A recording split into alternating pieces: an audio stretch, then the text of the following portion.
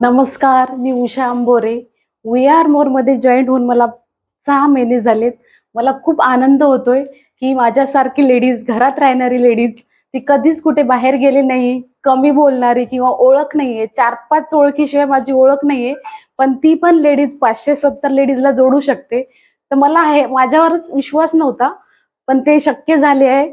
Sanjay sir, Sanjay लाड sir आणि Priya Priya Patil madam यांच्यामुळे.